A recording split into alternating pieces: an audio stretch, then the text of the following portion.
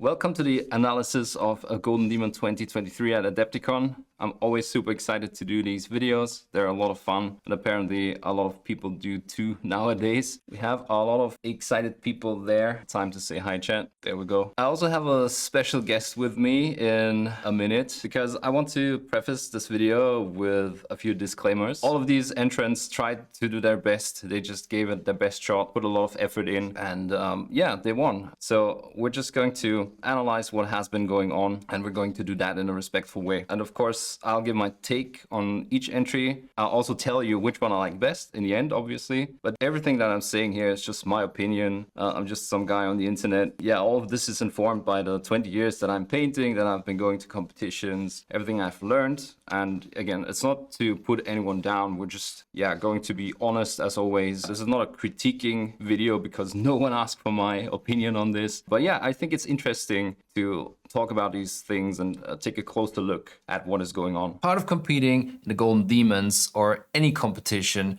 is trying to always improve and be a better version of you tomorrow. And if you are a lifelong learner like me, always looking for new ways to grow, Brilliant.org might be a platform you will enjoy. High school has left me with a severe aversion towards maths, and this has impacted my academic career negatively ever since. If only a learning platform like Brilliant existed back then, I'd have understood what they are trying to teach me. Because Brilliant helps you to figure out abstract ideas by visualizing concepts and ultimately build a better foundation. It's great to finally understand these concepts as an adult, and it's good to know that I'll be able to explain all of these concepts to my son in a proper and fun way should he ever struggle at school like I did. Brilliant has thousands of interactive lessons ranging from foundations in mathematics to advanced subjects like AI, data science, neural networks, and data analysis. Not gonna lie, their statistic lessons would have greatly helped me during my university years, and I especially enjoy their science-focused lessons because that's a field I have a strong personal interest in. The hands-on approach to teaching is engaging and a really effective way to learn. You literally learn by doing. Drag and drop coding, interacting with charts and graphs, and a ton of other visualizations. Whether you're a professional and want to learn specific skills to help your career, if you want to just learn the foundations of topics you're interested in, or if you're a parent and want to help your kids, Brilliant.org offers learning opportunities for all these circumstances, so you can easily achieve your goals. Just investing as little as 15 minutes per day. Try everything Brilliant has to offer for free using my link in the description to get a 30-day trial, and the first 200 of you that sign up for an annual premium subscription can grab a 20% discount through the link as well. I had a lot of fun trying out Brilliant. There's no strings attached. Try it out for free. What are you waiting for? Feel free to make up your own mind and feel free to contribute in the comments. Let's all stay respectful. The second thing that I want to mention is that no competition exists in a vacuum. There's always a framework, and Golden Demon as a competition has a framework, of course. A set of written and unwritten rules. Each individual Golden Demon can be different from other Golden Demon iterations. Is this good or bad? We're going to find out, I guess. And for this particular segment, I brought a special guest. My special guest today is John Ninas. You are live, John. How's it going? Yeah, that was your first mistake, Trav, was getting me on here, but it's good to be here. Thanks for having me. I don't think it's a mistake. Even if you might have odd takes from time to time, you're still a funny person, so I guess that's a win. You have a YouTube channel called Ninjon on here. So I brought you on because you obviously can give a first-hand report from Adepticon. So how was your weekend at Adepticon? And yeah, what was the experience? Yeah, I mean, it was an amazing weekend. Adepticon is always my favorite weekend of the entire year. It's such a breath of fresh air that all of us spend most of our hobby time in our house or in our basement or in our apartment painting by ourselves or building a list for a game or getting excited for a game throughout the year. And it's like everybody comes together that has lived that very solitary life and just celebrates it together. And painters and gamers and first timers and tournament players and seasoned award-winning painters all together, and it's just smiling and laughing and conversations and new friends and seeing old friends. Adepticon is just amazing. Specifically, Golden Demon is a little bit different, though. It's tough because it's so far away from the mothership in Nottingham, the version of Games Workshop, how they view this event in terms of a priority compared to the things that they run themselves is different. It is not looked at as being equal.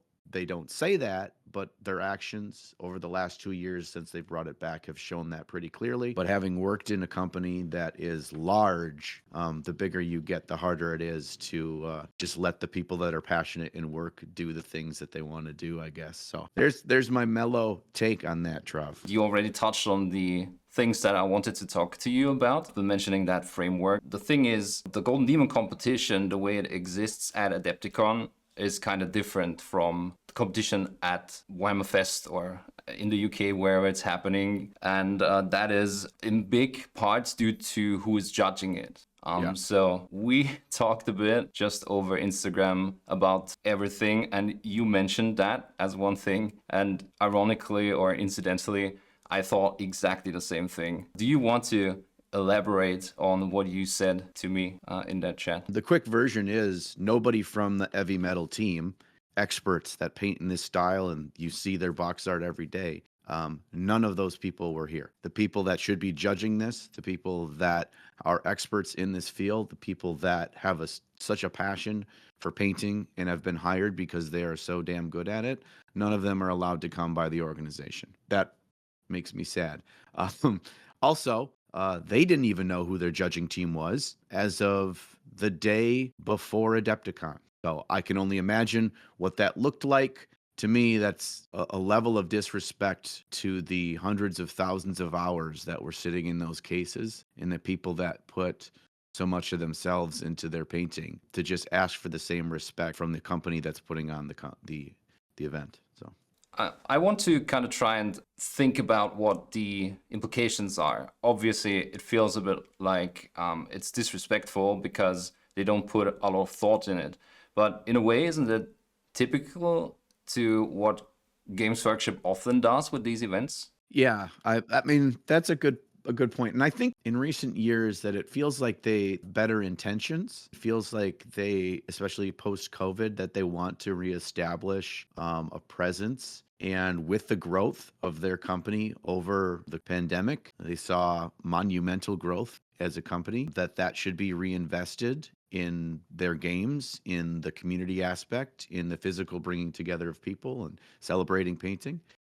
I don't think that they have ignored that. I feel like there is, at some point, those conversations are being had and some viewed as a priority. I think that there's a lot of really key aspects, though, that are not where they need to be.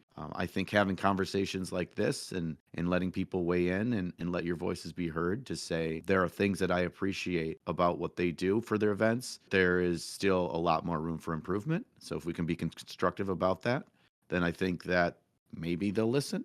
Question mark? Yeah, this is the intention, right? So, because like you said, so many people invest so many hours into it, and then we don't want the event to feel like it is a second-grade event. As little as just flying over 3 heavy metal painters or staff members from the creative team would already help doing so. It's relatively little effort. My understanding, Trav, is it's not because those teams don't want to be involved. They very much do, the creatives. They really want to be involved in this. And there is some decision making happening at some level that is not allowing that. This is all kind of second, third hand information, but that is my understanding. Yeah, absolutely. But yeah, it would be an easy fix, and I know that a lot of people would like to fix that. The point again is to maybe we can get them to whoever is making that decision to rectify that in the next few years. We don't want to dwell on this too much. We don't want to kind of kick a dead horse, I guess. You've had a bit of a bad experience with the whole thing. Do you want to talk about that too? Sure. I can talk about my experience. And I think part of it is something that you and I talked about earlier. We're on a similar page in that the nature of the Golden Demon is very cutthroat. It is you against others, you against your peers. There can only be 3 winners. Everyone puts in so much effort, and innately we come together for a painting competition like this in a much different way than we would come together in a painting competition with an open scoring system, where with everyone that painted to a certain level gets this award. That is not the way Golden Demon works. If there are 4 models that are worthy of a silver medal, then all 4 would get a silver medal in an open system. At Golden Demon, 1 of those wins and 3 of those lose. And it creates a bit of a dynamic and environment that is innately negative. You look at other people's work in the cabinets, if you have a piece in there and your brain goes to, what's wrong with it? What don't I like about it? Why is mine better than this one? Instead of celebrating it, instead of looking at the things that they did well, instead of just appreciating it for what it is, it brings a bit of a negativity in an otherwise really happy time, a happy event, whether it's here or wherever a Golden Demon is held. And that means that if you don't do well, you're a sore loser. If you do well, people talk crap about your piece and say you didn't deserve to win. And so we all feel terrible at the end. As long as you can try to rise above that and just appreciate the things that you see, then hopefully we don't have as much of that. But this is the internet, and the internet is fueled on drama, so drama will innately follow Golden Demon. Yeah, and it's weird. I guess it's good to talk about that too, because if you're competing, you have to be aware that it might put you in a bad or negative mindset, and it's going to draw a lot of tension if you win. Like you said, there's always talk about why did this one place and why didn't this one. Would you say there were a lot of entries? Yeah, there was a lot. There was more than last year. I would guess it'd be somewhere in the 500 to 600 total pieces mark. There was a lot of really good competition. That was one thing that is really hard to tell with Golden Demon is how good is the competition if you're just looking at the pictures online. You have to do some digging so you can actually see all the pieces, because the Warhammer community page only puts up the winners. They have pictures of everything that was a finalist, and they choose not to share them. Why do they choose not to share them? I have no logical answer for that, other than the fact that it would probably stir up more drama about, oh, look at this one. That one's way better than that one. Why did that one win and not that one? And I guess I kind of understand that. You don't really know. And it kind of stinks that if you're not at the event, you don't really know how good the competition was, that you have to ask somebody like you're asking me. It's tough because there were so many pieces that are worthy, and every Golden Demon is that way. There are so many pieces that are worthy, and yes, you get a finalist pin and maybe a commended entry if you were really, really close. But at the end of the day, we don't get to see all those. Yeah, and people are really happy about finalist pins and commended entries. They enjoy the recognition just as much as if they won a Golden Demon, especially if they went the first few years. It's tricky. It's a good point that you say it would just put fire under all the discussions, but in a way, it would also be another way to celebrate the event a bit more and give it a bit more gravitas when you see all of the other entries and then you have the 3 winning pieces. So yeah, that's another bit of feedback that we would like to place in the ears of Corporate Games Workshop. Yeah, I've never won a Golden Demon, Trav, so you got me by a vast number of them on your wall. So, and that was part of it. Like one of the reasons why I tried so hard this year was, and it's probably only in my own head, is that it was a bit of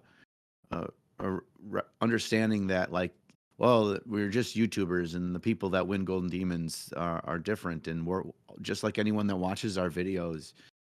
You're capable, and you if you really put yourself to it, as you've shown, you can absolutely do it. And so I tried that this year. Unfortunately, did not walk away with one, but that is the fickle demon that is made of gold. Yeah, and it just shows that it's still something to aspire to, right? It has gravitas for all its faults. So I think it would be a good idea for them to try and establish that. Just put your foot down, Games Workshop, and make this a kick-ass or even more kick-ass event than it already is. They also broke your entry, didn't they? How did that feel? Yeah, they broke a number of entries, 3 in Diorama, I believe 1 or 2 more that I was aware of. And I don't have any animosity or any hard feelings against the breaking of a model or breaking of a bit of a piece, because we're all human. We make mistakes. Oftentimes these things are fragile. They're connected by one small foot or something. Mine was connected by 2 feet, and that didn't matter, but whatever. It's going to happen. My issue was that I was not informed. It happened at some point prior to the pictures being taken of my piece, and then prior to it being judged. And so my piece was judged and sat in the case on display for the last 2 days of the competition for everyone to look at, broken. And on your form that you turn in with your submissions, it has all your contact information, including your cell phone number. We're at the event the entire time. Yeah, so it's actually a bad thing because, like you said, when something is broken, and this is, again, it happens, everyone's human. I don't expect them to handle 300 entries and everything's going smooth. Of course, they should try. We're all human, it happens, like you said. The problem is that it's an automatic disqualification for you because it's a broken piece and something is dismissed because it has errors, and then something else wins because it has less errors. They put an error, they put a mistake on your piece. And even if they allowed you to fix it, that's a broken ankle where you can see glue. That would maybe show in the pictures, and then someone might say, okay, why is this broken piece winning anything? So in a way, it put you out of the competition. And that kind of sucks, right? So I forgot one thing. Which one was your favorite other than your entry? Right. Every time you have your own piece in a competition, it is both your favorite and you hate it. And I want you to realize that both of those feelings are okay and natural. So you're right. You look at your own thing and you see all the hours and all the blood, sweat, and tears, and you don't see that for the others because you weren't there. I would say that my favorite piece of all of Golden Demon this year was Andy Wardle's Single Age of Sigmar model. And then I also very, very much like Kaha's large piece in Age of Sigmar with the giant squishing that stupid little Stormcast. So you guys will get a look at those shortly as Trav goes through them. Yeah, exactly. So thanks again for tuning in, and hopefully we can do something again in the future, maybe in person next year. Hey, man, I will. We'll have a heck of a time if you want to make the flight over. We'll make it worth it.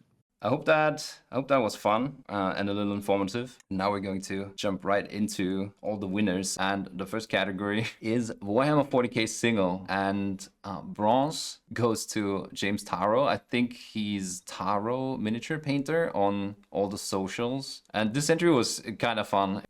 It was a very small entry, but it's telling a story, a fun story within a very confined space. I think it's good that the Golden Demon recognizes both these large projects, these bombastic projects, and really small miniatures that tell an awesome story. So I'm kind of happy that this won an award. It's painted in a great way, but it was up against two really good pieces. So Alex, who is also in chat and who has been my student for a long time, I have to add a little advertisement for myself. Definitely have not been the only teacher. He has been soaking up knowledge left and right. Again, we mentioned it. It's a bit of a pity that we only get this one shot because the back of the cloak has this really fine painting of, I think it's Japanese inspired. I know that white scars are like Mongol inspired, but it's from the Yuan dynasty when the Mongols invaded China. I see. Yeah, that makes sense. Yeah, that's some great research. The only thing that I'm unsure, I could be completely wrong, but Games Workshop sometimes doesn't like this. Just to put the thought out, it's a shame that we only get one view of these pieces and not maybe a bit of a turntable or something like that. We initially talked about not all of the entries are getting recognition, and it becomes this cutthroat environment where you have the winners and then the rest falls by the wayside. And it's really a bit of a shame. There's two things that I would like Games Workshop to do is to, maybe expand the whole gallery a bit. It's kind of fine to do it that way if we are like 15 years ago, right? Just maybe pull the competition a bit more into the current year. Definitely have the technology or the server power to host more pictures. So more pictures of commended entries and all of that. And also please give us views of the back at least, like maybe add 2 pictures and not just 3 or 4 pictures from the Slayer Sword winner, but also from from other entries. Another thing that maybe cost points was that while the cracks on the base, on the concrete and all of that look really interesting, maybe the base was a bit too flat. The winning entry had this relatively simple base, but it still has a lot of elements. It has these geometric shapes and contrasts of black and white, and then all of the intricate weathering and all of that. Who knows? Sometimes they say we don't care about the base. Sometimes that doesn't make sense at all. That statement doesn't make sense at all. We will never know. This whole piece was very well rounded. So I saw a few pictures up close of some parts, and this is now completely bonkers, right? But so back here on the gold angel wings, everything looks super meticulous, but if you look kind of closer on the sword, kind of can see the brush strokes. It's a good trick to align your brush strokes always the same way, so that you can say, yeah, that's the reflection lines and all of that. I'm just mentioning this for later because obviously this one's a sword, and obviously we will have to put all the gold winners next to each other and kind of analyze why this one won the sword over others. So I think that's a very tiny, a very minor thing to keep in mind for when we talk about this. Obviously, this is criticizing at a very high level, and all of the pieces were well rounded. He also had another base, a bigger base, and he entered it in the UK Demon. And I don't think it scored there because it was in the Diorama category, and that was just it was a massive category with a lot of really good dioramas in the UK last year. But the windows, the stained glass windows that he did blew me away. Yeah, he's building these awesome dioramas and backdrops for his minis. That was his 8 base. Or what was the problem? Was he not satisfied with the results? Kept changing his mind. He wasn't satisfied. I know that. But the thing is, right, from the outside perspective, everyone would say, yeah, that's a great piece. Why are you changing it? But you yourself have different opinions about that. You're always your own worst critic. Warhammer 40k squad, and we have bronze by John Carter. And I like these show bases. So one thing that always irks me, and that's just me, if you do dioramas with base rims, there's a really easy fix for lines like these. It's like a power tool that has detachable plates of sandpaper, and you can just take the thing and run it around 2 or 3 times, and then take a finer grit paper and run it across again, and everything gets smoothed out. And that's a really easy fix. I don't know if they take it into consideration for judging, but it would elevate the piece a tiny bit more. I like these show bases where you have elevated levels, and this is a very effective use of steps, for example. You don't place the minis all next to each other in a row like we did back in the 2000s. This type of basing for squads allows for better presentation because you have a more compact space and you can put the figures in between each other and just play with elevation levels. It's really effective. So if you do a base like that, you also need to, of course, make sure to work on every detail and maybe a tiny bit more stuff that's going on the base. Like maybe some light coming from down below, maybe from the grids below, or a tiny bit more variation in the rust. Obviously, we're judging pictures from one angle. I would like to see it like from the top, but that could have been good and supports the feeling a bit. Obviously, you could also argue that if you keep it more muted, then the focus is more on the miniatures. Yeah, the overall coherency, even though they're different models, works really nicely. A lot of the same colors, like we have the beige here and the beige here and some beige here, Dr. Beige here, and the yellow and the blues all repeating on the minis. That was a really effective way to keep the squad coherent, even though it's every single one of them is a different mini. I don't understand why they're not focus stacking in that picture. It's fair criticism, but I think that might be a bit much. I'd settle for a couple of angles. When is the deadline for entering? Or my thought is, if some people are entering on Friday, then they might have enough time to take pictures of that entry, but then maybe someone enters on Sunday. I'm guessing there's still time to enter on Sunday. 2 minutes before the deadline, then that entry is not going to be able to be photographed as much as this one. So as much as I would like even better pictures, we also need to be realistic about lack of time and how much time they have for judging this and for taking pictures. And just having another angle would give us more ideas about the base. Deadline is 4 p.m. on Saturday, I believe. Still not much time to photography. Yeah, exactly. that's not enough. There's a huge wave of people last minute. Yeah, also, one idea might be, and that's the mind games that people play with Golden Demons when they're into Golden Demons. There is the thought of, if I'm not showing my piece before the competition, then it's gonna have better chances.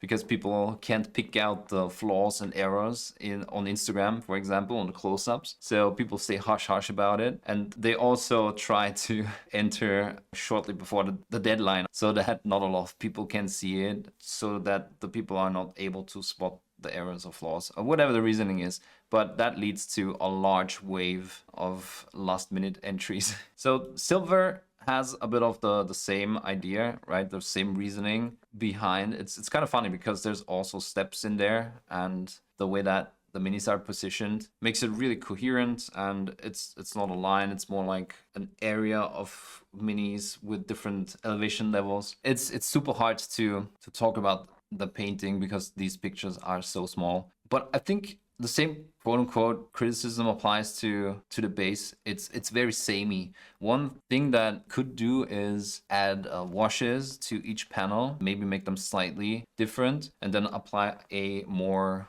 uniform wash on top of that. So that way you draw everything together, but at the same time you make all these single elements a tiny bit different from each other. But yeah, I mean, I like the blood, right? The screen blood from the Tyranid. The execution looks good from here. Not much else I can say about it. Nicholas Mortensen, yeah, apologies if I don't know everyone by their name, but I know that Nicholas is NRM Paints on Instagram, so if you want to check that out. I like his style a lot. He has perfected the whole high contrast and high saturation approach to miniature painting. If you look at the greens, they're super saturated, but there's also really dark shadows. And that's one thing that I can't quite do. My highlights always come out I just apply too much highlight to too much space, I want to say. I really like his approach to mini painting. You can see it on the shell. You can see the contrast, the high contrast reflection and the shadows and all of that. That's exactly what I mean.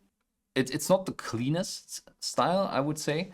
There's a lot of micro stippling going on, but it's really effective. But yeah, this is a real awesome piece. Same thing applies again, different elevation levels. It's funny that all 3 entries have that. And one thing that seems to be a bit of a theme with squad entries recently is to mix them up. So you don't get like 3, 4, 5, 6 minis of the same rank and same loadout and all of that. Ever since they changed the rules and you have squads, obviously Necromunda squads, and kill teams, this category has become a lot more interesting, in my opinion. Kill teams are a nice way to get something like that really easily without doing a lot of conversions. So that's something to keep in mind, maybe. Or if you want to switch out one mini from a kill team, the elevation looks more natural on the NRM one. It shows very well each member of the squad. Yeah, so why is that? In my opinion, it's because it has a backdrop. These 3, obviously this one doesn't really have a backdrop, but if he placed the standard bearer further down here, I think you would lose the effect. So standard bearer without the backdrop is a really 5-head move, in my opinion. And then you have these 2 that they're positioned, you know, this one is positioned towards the slope, so he still integrates with the base. And then these 2 kind of frame her, and then these have a backdrop. So placement of figures has been really smart. It becomes a bit more intriguing. So we have a lot of the white space here. Obviously that's the photos. If you are able to take it, pick it up and turn it around and all that, it's a bit relative, but it's a good point, right? I think that elevates a piece if you think about these things. I don't understand 2 running guardsmen guys from nowhere in the bottom line.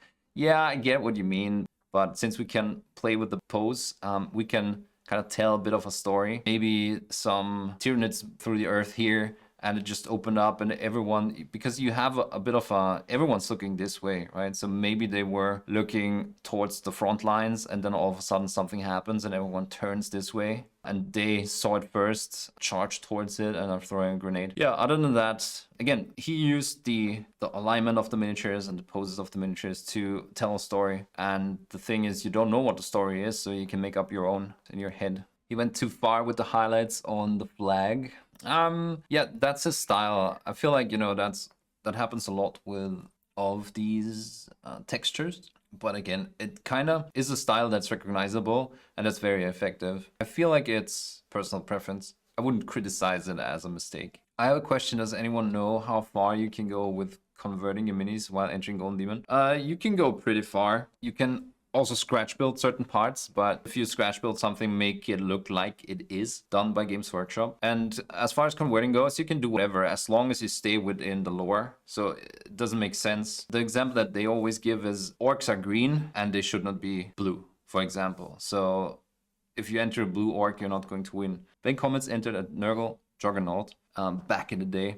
And that was the anti-fluff, right? That was, I mean, Juggernauts are for corn, and it's a one, but it's a gamble, right? So they could say, that's not in the lore, so they might dismiss it. Have you ever made a squads entry? I have made a couple of squad entries.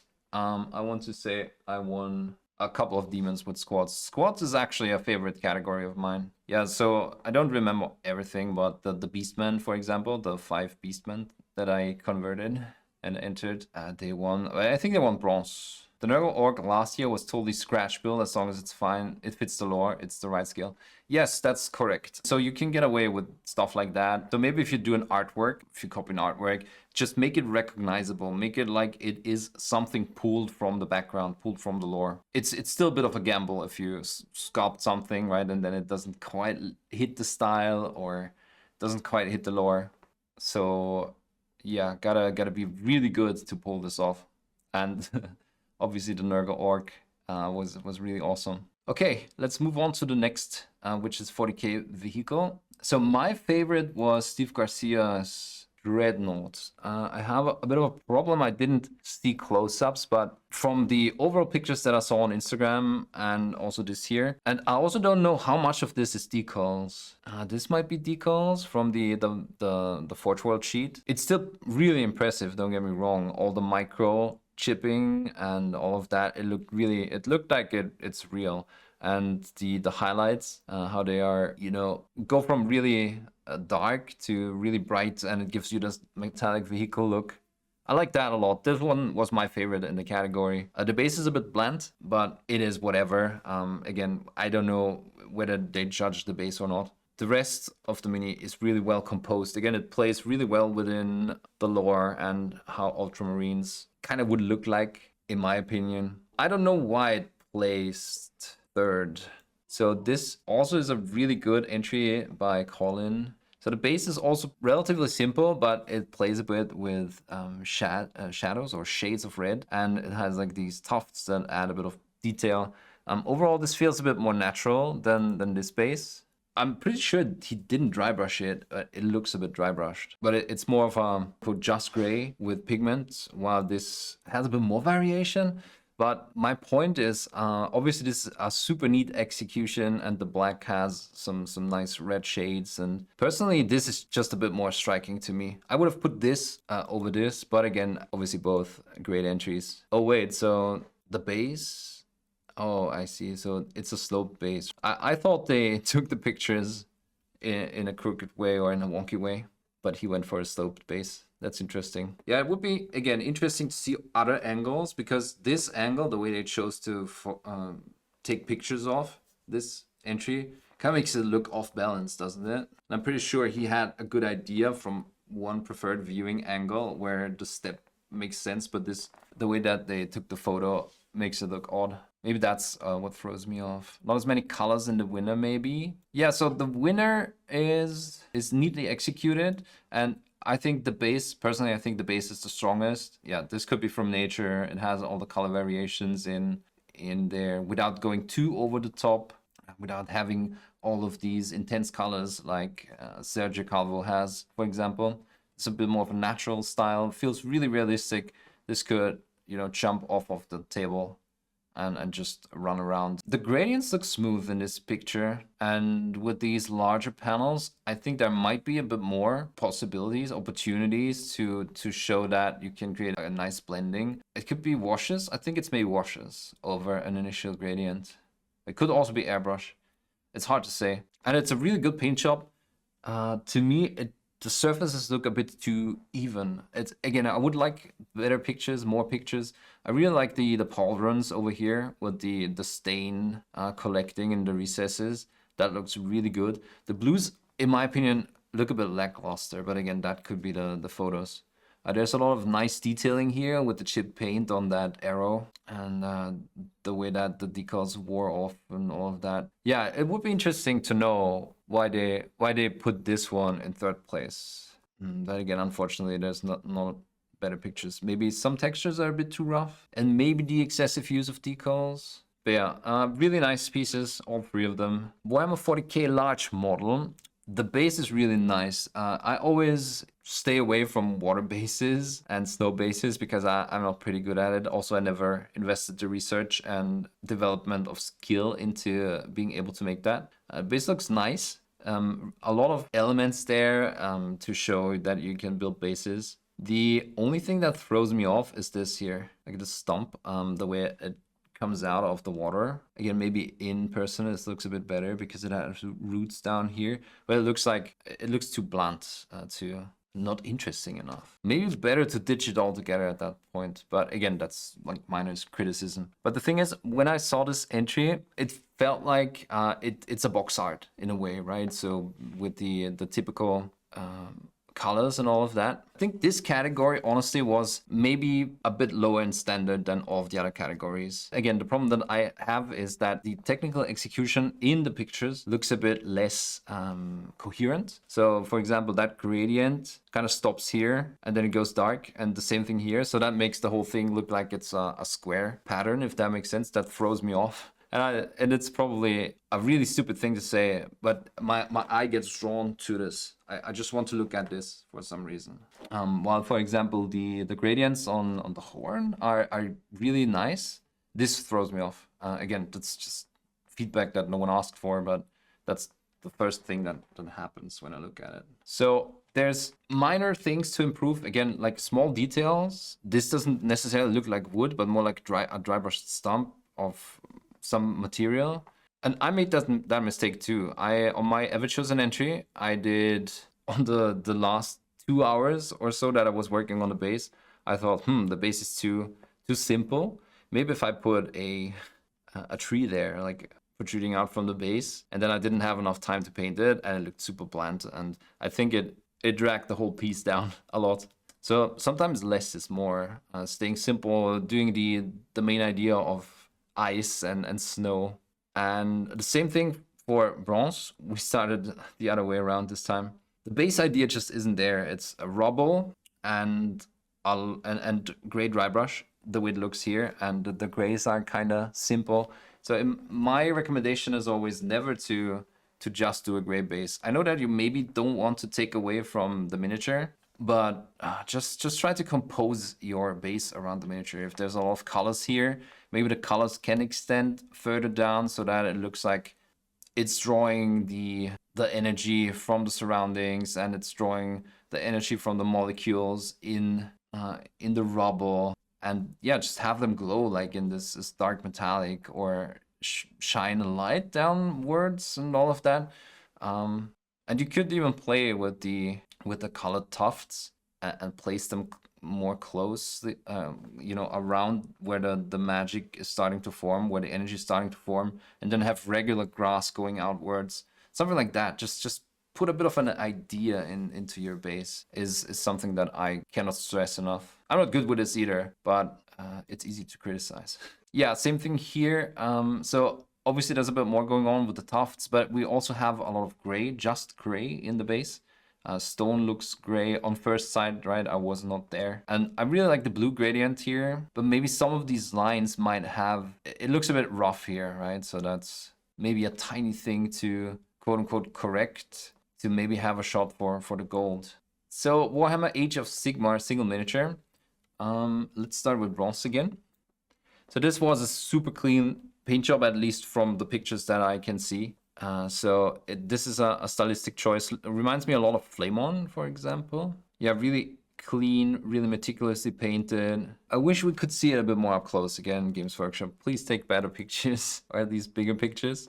The question is, why did it rank below The other pieces. I mean, Todd Swanson obviously knows how to paint. I don't think it necessarily was the quality of paint, that probably on a very similar level as far as quality of paint goes. But this conversion just adds a lot of interest. Yeah, this makes the whole thing more interesting. Also, is this a converted model? Like, is that a swap of the chest? I think it is, right? In my opinion, this was one of the hardest categories. Which one? The single miniature? In my opinion, the single miniature categories are always tough. It's a very prestigious category. Everyone wants to enter because they're super tough, and you can really shine there if you win. It really feels like an accomplishment to win one of these harder categories. Another thing that is probably a psychological thing. A single miniature 32 millimeters is usually not that much to paint compared to a squad or a monster or a vehicle. So that is the reasoning behind why a lot of people enter there. But usually the winning entries prove that theory wrong, because there's a lot of conversion going on, a lot of work went into this. And if you're not willing to put like your hundreds of hours into even your single mini entries, then chances are slim. Heavily converted, lots of green stuff. On the thing itself, it's clearly visible that there's a lot of green stuff going on. But yeah, this is a heavy conversion, obviously great effect. The only thing that threw me off when I saw it first was he's a chunky boy. How are these wings going to carry him? So there's not really, we can't really see what's going on in the skin tones and all of that. Yeah, it's a fun idea. So just something coming up out of the ground, some zombie, and then the Vampire King kind of stepping on it and mounting it, and maybe it's coming out all the way and then he's going to fly away on it. It's a really, really awesome storytelling moment, even in a single mini. So whenever you can, try to implement that. Any Worlds piece, one of my favorites. It's a really smart idea to just take the centerpiece of a diorama. Well, it's not a diorama, but it's like a coach or something, and take that out and enter it as a single mini. That's a really smart idea. I wonder what put it over this entry, because it's a really hard thing to balance. There's a lot of smooth surfaces when you turn it around. And what are you doing with the surfaces? It's really tricky. So all the gray and a lot of the gold is really large, and it's really hard to do something interesting with it. So something like this where you have a lot of angle changes. I think the back side is a bit of a weaker spot of the entry. Unfortunately, we can't see it. But overall, it has really awesome saturation, really great contrast, a lot of bounce light action going on. That's always going to take your paint job to the next level. Yeah, really smart idea, really awesome paint job, and the color choice obviously is on point, but I expected nothing else. Where this piece that has a lot of detail, sculpted, that doesn't have these smooth surfaces, it's a bit easier to work with them. So it would just be interesting why they placed this over this. Personally, I would say probably because the contrast and the saturation makes this piece up here a bit more interesting. Yeah, I like that a lot. Also, it might be the picture, but I think there's like shadows. Yeah, so like a light source that casts shadows, kind of. Or at least I get the feeling. I'm guessing it was intended. That adds a lot of gravitas to the piece. Like all of these, shadows with the Terminator thing, and then bounce lights and all of that looks really great. Okay, next category, Warhammer Age of Sigmar unit. It's kind of funny that these units are only 3 pieces anymore. So obviously that's the minimum entry number that you have to do, and I would do probably the same and just enter 3 if that's the minimum, because every miniature you add means more work, and you also need to compose it around your other 2 entries. So just adding more than the minimum has to have a great impact, and if you can't do that, then it's better to take less minis. Back in the day, you had to enter regiments of like 9 figures, and that was a whole nother challenge. And the switch to being able to enter show bases, this was more the standard back in the day, where you just put gaming bases down and then you put your minis on each of a single base. And the move towards this, which makes it almost look more like a diorama, has been really interesting to me, and at the same time has made it hard to pull off. So John here has entered Nurgle. Remember when we talked about the bases earlier? I think the bases are really well rounded, so they look a lot like it could be taken from nature, and that's because there's a lot of elements going on, like this overgrown body, a lot of vegetation. Like there's not just sand, everything's covered, and this gives a really awesome idea. Also the stones don't just look like it's gray, they have yellow tones in them and green tones in them, and then the minis kind of integrate with that. That's one way to do it. It really makes for a coherent entry. Remember, all of these ideas could be taken and copied, right? So you could do something that where the minis integrate with the bases, or you could do something where your minis contrast against your base. Just always keep in mind what story you want to tell. Entered 7 fully converted Death Guard. Big mistake. Yeah. Oh yeah, someone said there was a lot of new releases winning. I'm not sure about that. Did this one release last year or the year before? I think that's an older model. This one is older too. I don't remember where all the pieces for this come from, but some orc bike, I guess. So I don't think this is a new model. These are obviously releases that came out not too long ago. These are they? I don't remember. Shadow Waltz, I think. Shadow Waltz, maybe. Kill Team. Here, I don't know. I don't know about the Necromunda releases. I think this one definitely did not come out last year. I might be wrong. I don't know. This knight is older too. No, that's not a knight. What is it? This one is new, I think. This one is old. This one definitely is old. Yeah, that's older too. That one is old. I don't know when this one released. Yeah, so this one is old too. This one is definitely old. I don't think these are obviously fresh. I really don't think that they tried to promote something here. Lazarus released at the end of 8th. That could be, yeah. Yeah, so this is the other approach, like we said. I would still like to know, but obviously no one is going to tell you which one they prefer. They might have no bias whatsoever or go with whatever feels more right in combination with the minis. Yeah, this is a more muted style. So one thing that's super effective, I would say it's almost heavy metal plus. Maybe not as many edge highlights or as much contrast, but the contrast here in the clothing, right, feels like it's heavy metal plus. Always a good style to paint because they kind of recognize it as very fitting for their minis. But again, that doesn't drag the piece down. It doesn't matter what style you paint. You can create awesome pieces in a lot of styles. Trying to see what I like the most here. I think, honestly, it's just the way that the more muted colors draw the pieces more together. I feel it's a really well-rounded unit. It's almost in between...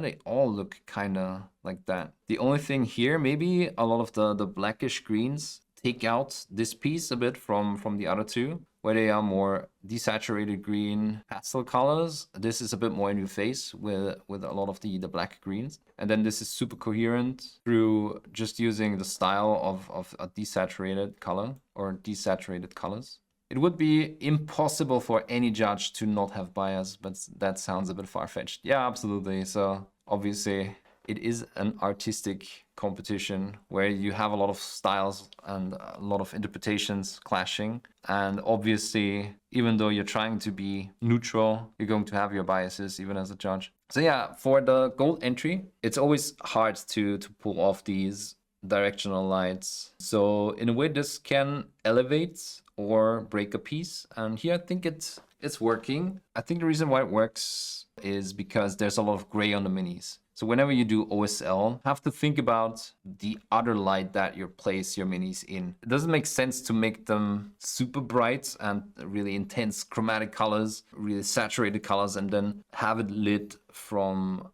a reddish glow from below. Because if you can see these chromatic bright colors, then all of the other light would be really bright and it would drown out the more muted red OSL. So it's a smart idea to use gray minis. And of course it has a lot of yellow in it, but it's again more desaturated, more muted. I like how the glow isn't ridiculously bright. Yeah, so the closer you get to the source, right, it should become a bit brighter. Maybe one could argue, so for example, why is this leg over here so bright? Shouldn't it be more bright from this side? But again, that's the problem of just having one angle. Yeah, I mean, personally, I think there is room for improvement on the OSL, but it supports... Okay, Warhammer Age of Sigmar large model. So Raphael has asked me to not use the official Games Workshop photos, and he sent me other photos. Things I like about this one is the way that he highlighted the red. I think there's a tiny bit of room for improvement. Like if you look at Infernal Brush. Yeah, so Infernal Brush is the gold standard for reds in a heavy metal style, in my opinion. So there's a tiny bit of room for improvement to just get these white highlights in on the red, which is super difficult, don't get me wrong. So that could be that maybe placed it below some other entries. But things I really like is, again, how the colors vary on the base. So you don't just have a brown stick coming out of the base. It has this twist in there, and it has a lot of color variation. So one thing that's tricky is adding these leaves that are, you know, sheets of whatever material. It's always tricky to make them look real and not make them more center stage than they should be. So especially with the red-green contrast and the white dots, they draw a lot of attention. And the teeth, while the gradients are nice and yeah, on these parts, there's a bit of an inconsistency here. And then on top of that, you could add some micro texture, the way that Sergio Calvo does it, for example.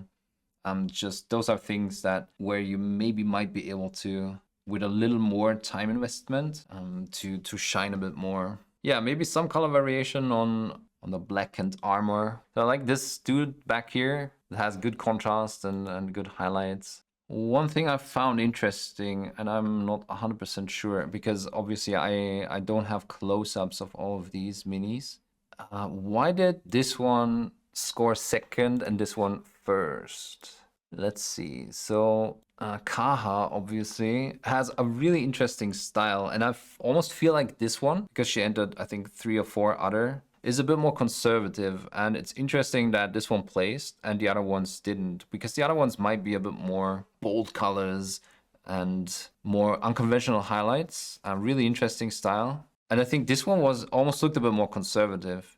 This one is the only one that won. So maybe they didn't quite like the style, but yeah, I really like the base. It's something that I need to do to making the bases a lot more interesting.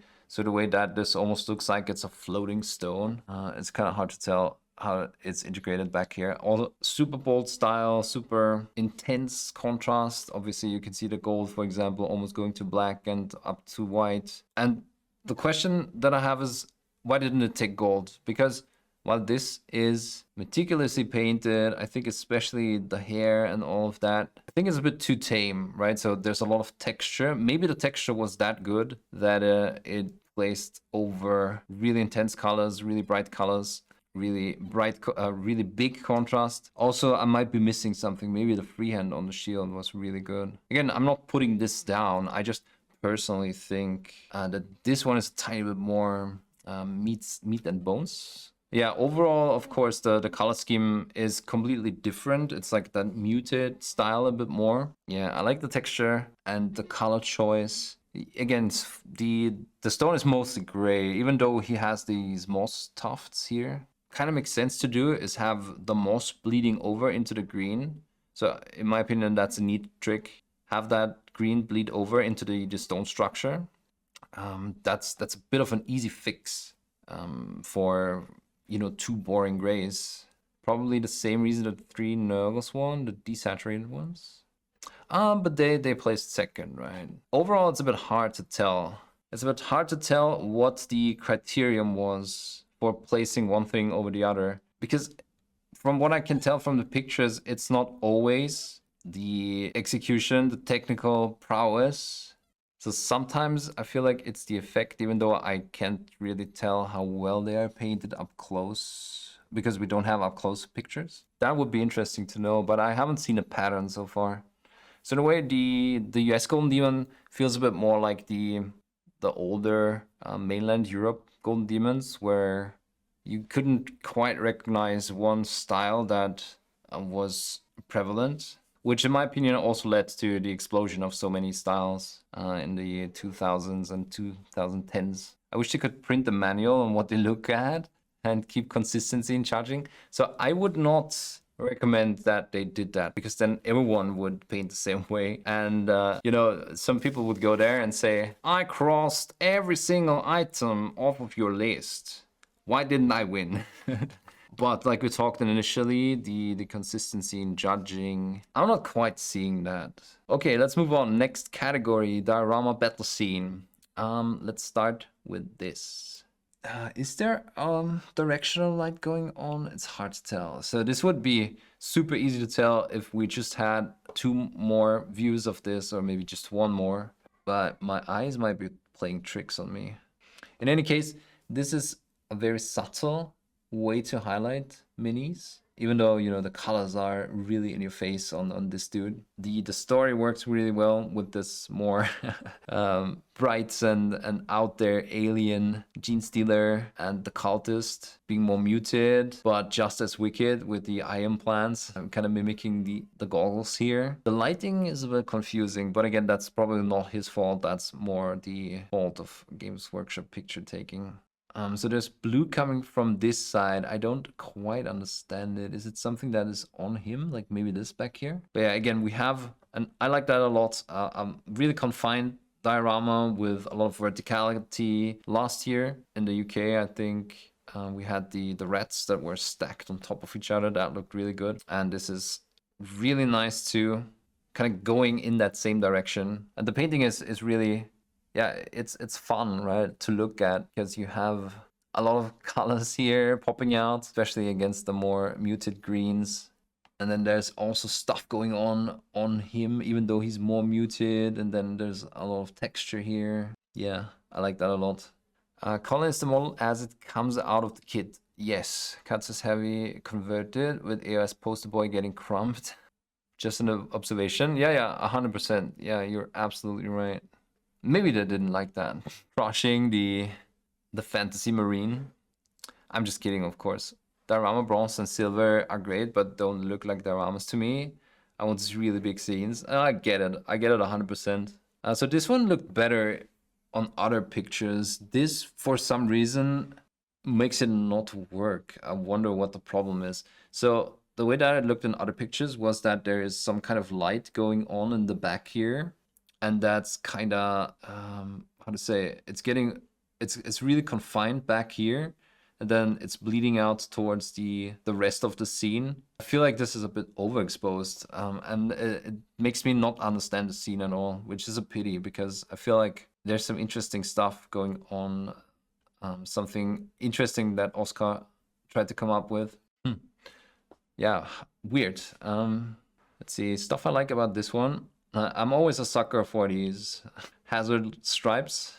It's really tough to say, other than that there being a lot of contrast, which is good, which I enjoy. Even on the scroll back here, you have the intense outline, and then here the paper, the roll of paper falling into shadow, and as it bends forward, getting hit by more light. It's really effective, and it is a really effective way to create contrast and communicate contrast all over your piece. But yeah, I like the weathering, and with the slight blue stain back here, contrasted against the warm red rust and all of that. Again, it's a small confined piece that tells a story, and that looks really nice. Some of these pieces need a black background. Yeah, exactly. I think that's what's making it weird. I think the other pictures were darker. The white, obviously they do that to be consistent and for their publications.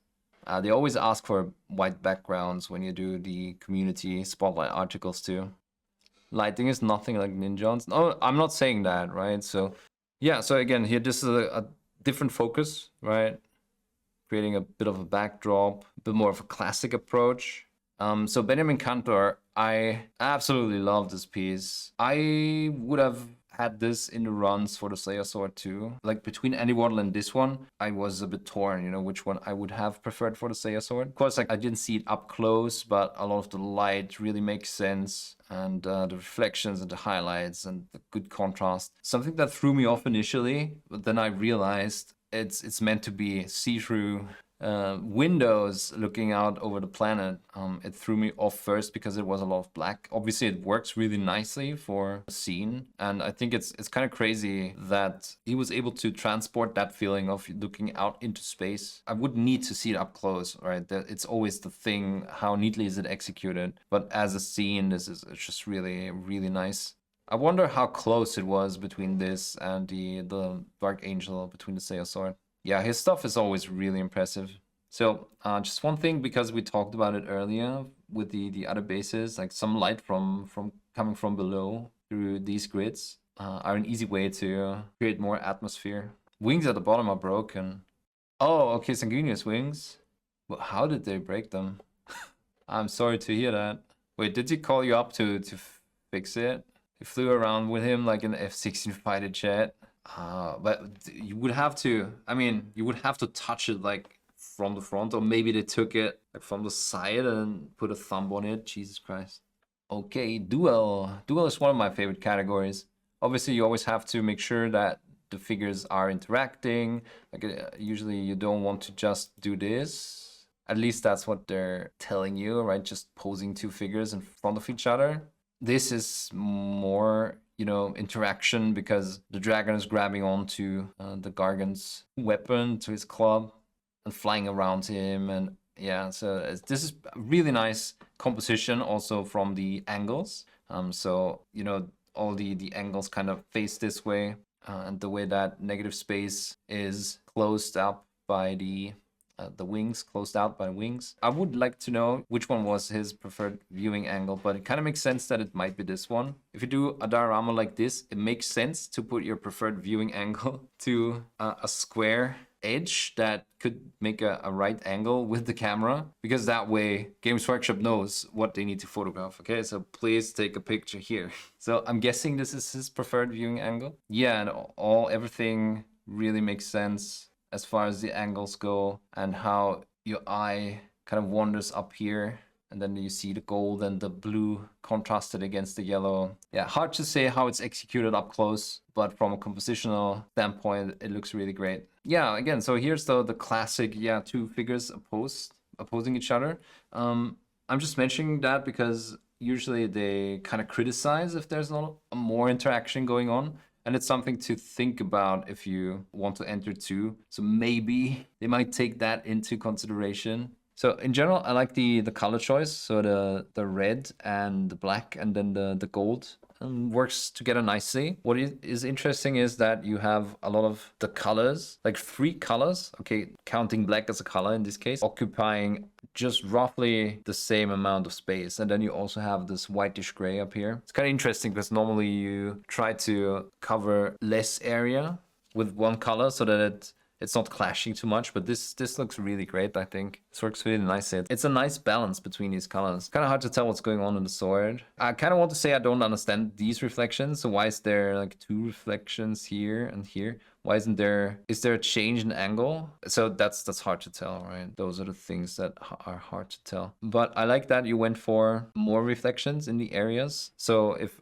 we take the helmet, there's a cylindrical sphere up here and you have like 2 reflections, the same thing here. So a bit more of a dynamic light pattern. And I also like the color composition. Here we already talked about it, but the pale blue, the pastel blues that harmonize nicely with the pinks and the purples. The base looks a bit outlandish, and this doesn't have to be a bad thing, right? So this maybe looks like it's material from another world. So with the purple here, I wonder if you went, or if you tried to go for a bit of a directional light, since you have a sharp angle here, and then you have the purple, and then the more bright line. Yeah, again, I'm really sorry, but it's kind of hard to talk about composition if Games Workshop only shows you one angle. I'm kind of sure this is not your preferred viewing angle. But yeah, I mean, again, well-deserved silver. Definitely was a hard category, at least judging from what won and what placed third. Yeah, technical execution looks nice. Hard to talk about it though.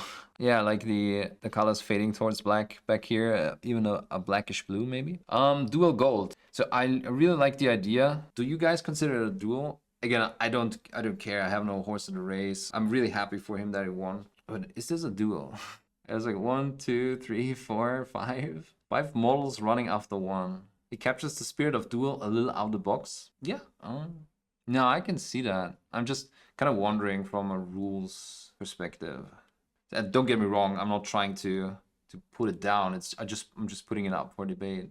Cool idea, not really a duel. Doesn't feel like a duel, no, but Dam Surge is awesome. Yeah, absolutely. So his creativity is beyond me. I will never be able to reach that. The the color schemes he comes up. And we talked about bases, right? So it's a completely different approach than the more natural bases that we saw, but it still feels like you are out in the jungle, right? So there's a lot of green, a lot of intense greens, and some reds and yellows and all of that. It feels super awesome. It puts you in that atmosphere, into that environment instantly. We're going to be anally retentive. That's 0.51 mangle square.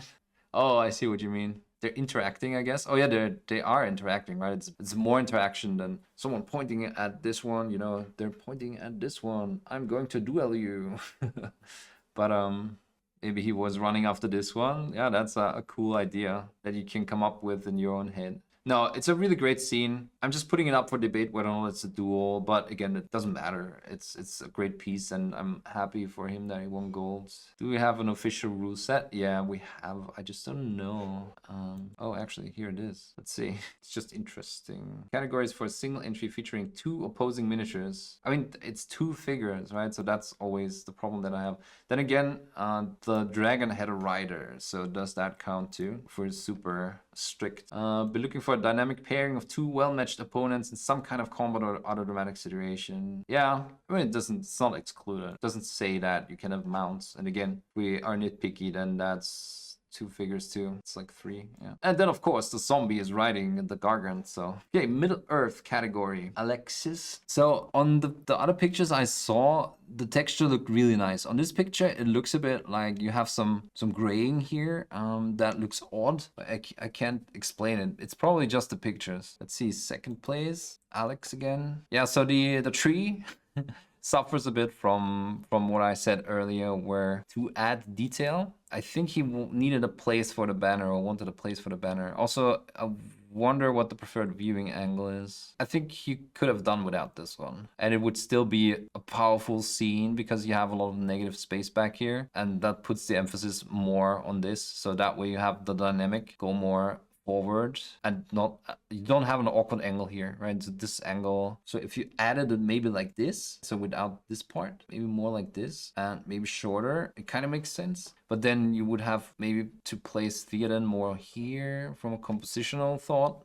I would have just ditched this. The rest would have been still awesome. Would it have made a difference for winning the first prize? Probably not. Also, it's interesting, I think he added shadows to the arrows, so a strong light from this side. And I like the vegetation, the more dried out grass, still using like tufts, but painting them in a really nice way. Yeah, I'm not a fan of the banner in the back, I'll be honest. I'm going full feedback mode because he was a feedback supporter, and we talked about his entries a lot. So I know that he's not taking it in a bad way. Yeah, but I like the metals and the way that each single scale kind of reflects the light differently. There is an overall reflection pattern, but the individual parts kind of flip around and reflect light or different. Now, it's a really solid piece, and again, this almost looks like real metal, right? So I like it a lot. Obviously, it was kind of difficult to compete against any mortal. I think that the strong point, so the gold looks really nice. It gives a really awesome feeling of metal, of gold. But my favorite is actually the texture and the way that the highlights play on all of the individual shapes. It's really tough to paint good looking horsehair, like the mane and the tail.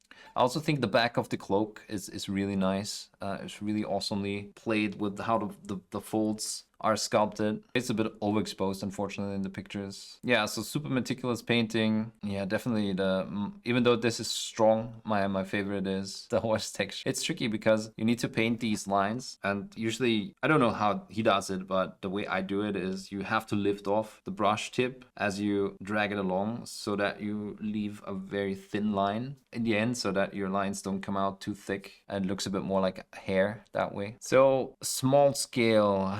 It was kind of weird that they mixed up Taro with Semblance in the ceremony. Yeah, solid paint job. One day I want to enter this category and plaster one of these full of freehands. You know, obviously freehands that make sense, not just freehands for the sake of freehands. This almost feels like a category where you can really shine with weathering and pigments and filters and all of that. But very solid paint job, good weathering. But this was cute.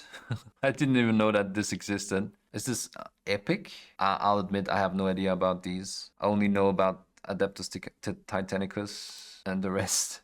It goes into this categories, I have no idea. Yeah, even though it's really small, I like the weathering where the red gets discolored and kind of has the chipping going into the whitish gray color below, and the grays, every panel kind of looking different. Yeah, it's tricky. What are you doing with the glass windows? But I think he solved it really nicely. I'm super torn about this. Obviously, not about this particular thing because it's really great. It's awesome the way that the scene looks. I wonder if it would have benefited from a more seamless transition here. So because now we can see the angle, you know, if that was round, it would have looked a bit better. But maybe, wait, is this like painted where the clouds just stop here, where it's like the curve of the horizon? Yeah, maybe I'm just misreading this whole thing. Yeah, it has become a bit formulaic where just paint something that's flying over some clouds and you're going to have a good chance. It almost feels like these flying things always win over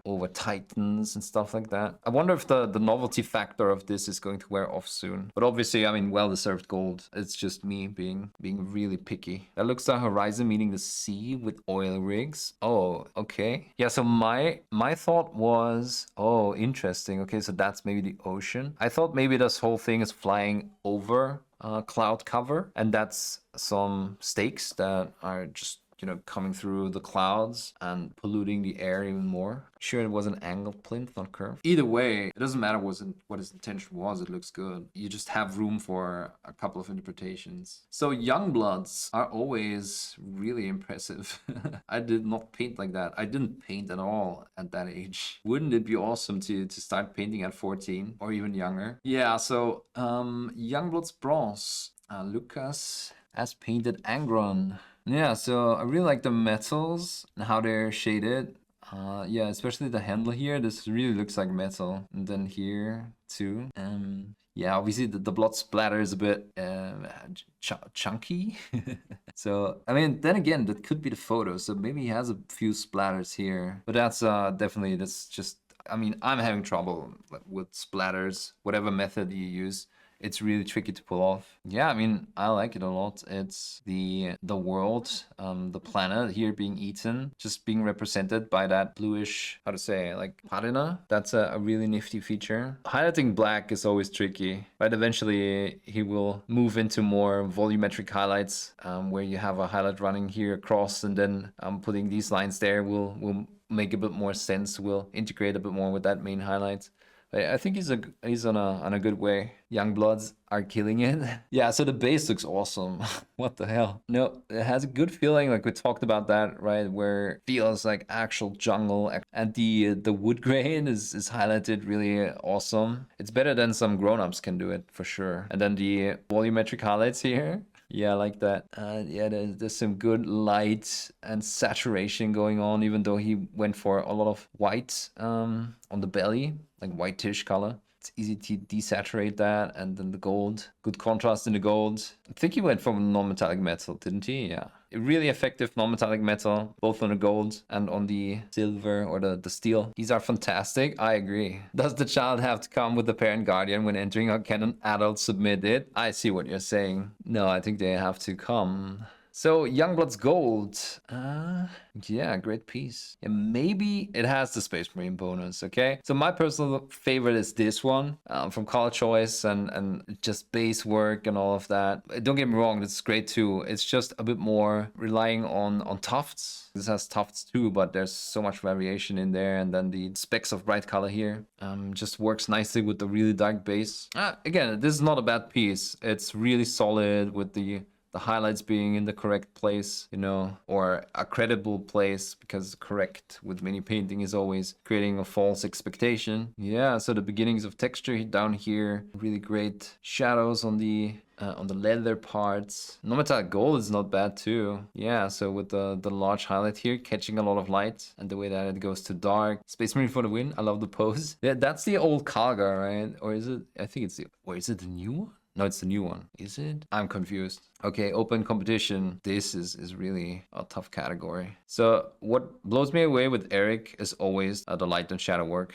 It's like he paints all of these shadows, and I could never wrap my head around it. I would like to know if he does like any reference photos where he puts like that light source that he wants to use on there and takes pictures just so that he knows where the shadows go. But that's just insane. It looks like you're watching a painting. Yeah, I could never do that. I wonder if these reflections are in line with how the shadow pattern is working. Probably. No, I like the intensity of the yellows, and the yellows, you know, going towards this orange tint, and then the shadows are more, yeah, it's bananas. Like, I would like to know how he painted those shadows. Are you just mixing black, or is there any blue in it? It's crazy. I don't know what's going on. Eric does use reference photos. The shadows were so clutch on that. I had to point out that they were painted to a few people. Yeah, it's so crazy. I mean, I would like to see these in person because obviously this works exceptionally well for pictures. I would like to look at it and the way that, you know, when you have light sources, external light sources, how it looks when you turn it around.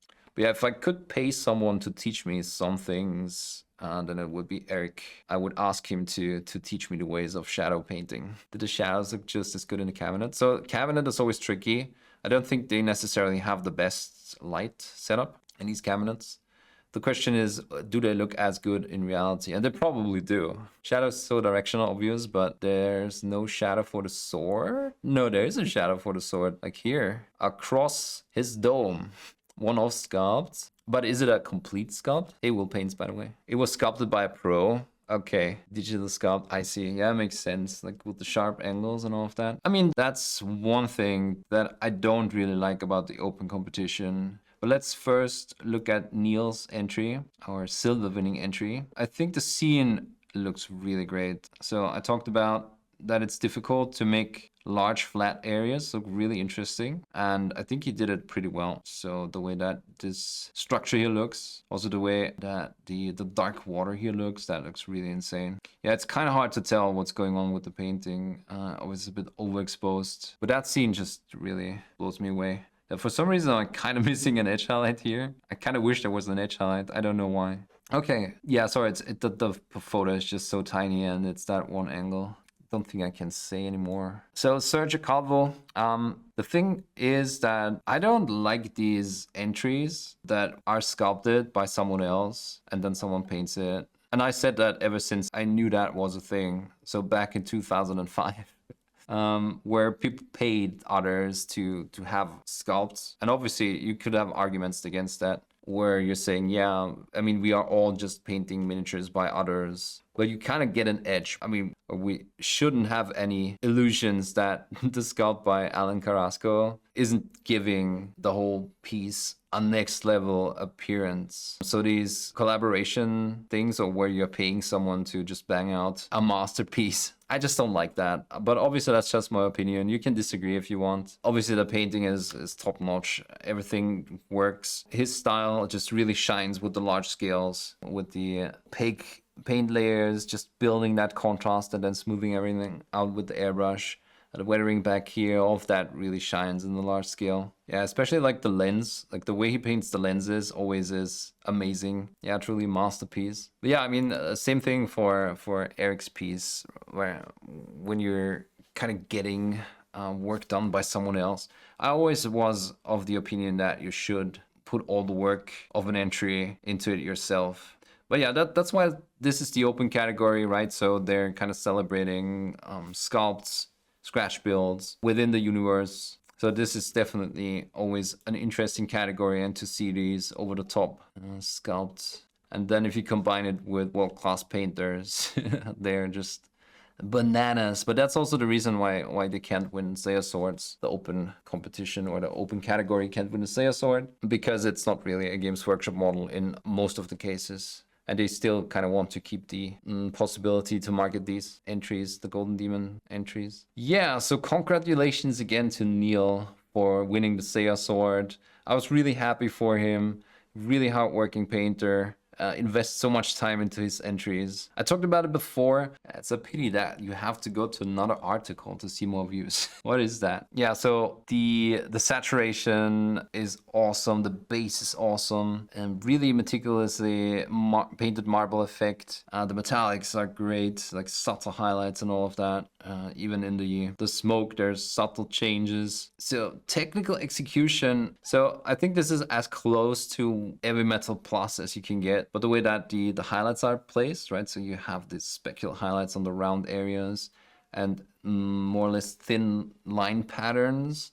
That is very heavy metal, very Darren Latham heavy metal style. It's always a good approach or a relatively safe bet to do something like that for Golden Demon, and then just go a bit further with maybe non-metallic metal and painting reflections and all of that. And I really like the color range in the gold, for example, and the way that the reflections work on the metal parts. Yeah, I think technical execution, someone like Andy Wardle, for example, is still a tiny bit better. But of course, that's my subjective opinion. But yeah, he invests like a lot of time into his pieces, and he's a really hardworking painter, and you have to respect that. Yeah, the reds are really saturated and at the same time really dark shadows, just the way that makes red work really well. The gold is nuts. Yeah, I agree. As far as color choice goes, this is really awesome and really credible gold.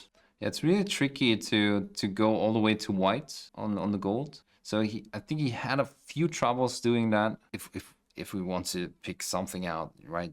Criticize, but that is a really tricky part. But yeah, I mean, that's it for Golden Demon 2023 Adepticon. Very well deserving Slayer Sword winner. Which one was my favorite? So I would have seen maybe, obviously, Sergio can win Slayer Sword in the open competition, but it's a really great piece, both from sculpting wise and painting wise, obviously. Two favorites probably were this, because of the work that went into it and how the background works and just the iconic scene that's going on. And probably this, again, because of the smart use of a centerpiece, using that as a single mini entry. Yeah, it would have been a tough call for me between those two. And Steve Garcia's bronze vehicle. I like that one a lot. I would probably say this is my favorite of all of them. Would it have won the Slayer Sword? Probably not, but this is my subjective favorite in the competition. Yeah, this one winning the Slayer Sword is kind of in the tradition